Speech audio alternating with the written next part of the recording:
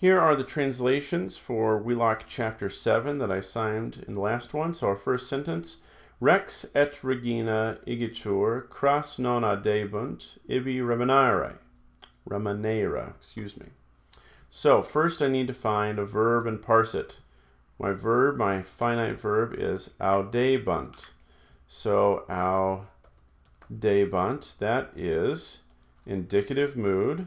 What tense? Future tense, active voice, third plural. They will dare. Move this down a page here. They will dare. All right, who will dare? Do I have a nominative to serve as the subject? I do. In fact, I have two nominatives, Rex et Regina.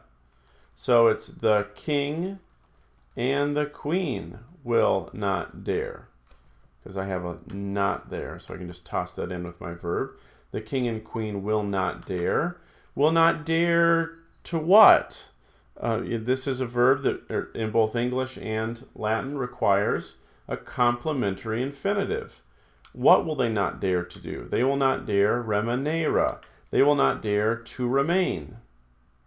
And then I've just got some adverbs to tuck in here. So igitur just means therefore. So therefore, the king and the queen. Cras is another adverb, means tomorrow. Therefore, the king and queen will not dare to remain tomorrow.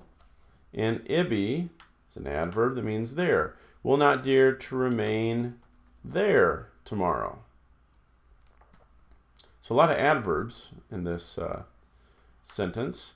But make sure you know how to parse the main verb, identify the complementary infinitive, identify the nominatives that are the subject of the sentence.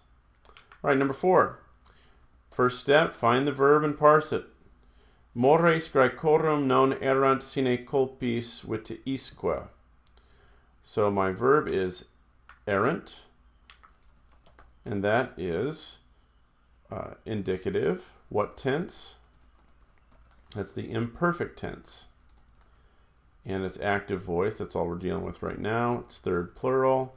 They were. Who were? What were? Is there a nominative to serve as the subject? Yes, mores. So that in our vocabulary was mos mores. So mores is customs. Customs. The customs were. In English, we're going to put a the on that. The customs were. Okay? That's not a verb that takes a direct object, is it? It's not a transitive verb, as we talked about a couple lessons ago. It's an intransitive verb, so we don't need to look for, is there a direct object? No. Nope, because we're just not dealing with that kind of verb. It doesn't take a complementary infinitive, so we're just ready to move through the rest of the sentence. So here's the skeleton of my sentence. The customs were, and let's just go through the sentence. Mores Graecorum. That's genitive plural. How do I translate the genitive? With of. The customs of the Greeks.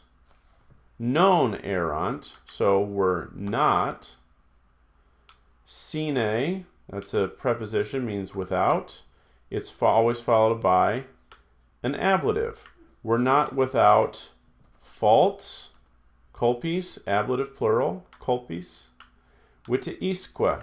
Remember that que just means and they put it on the end of the list. Without faults and, so vitiis, what does that mean?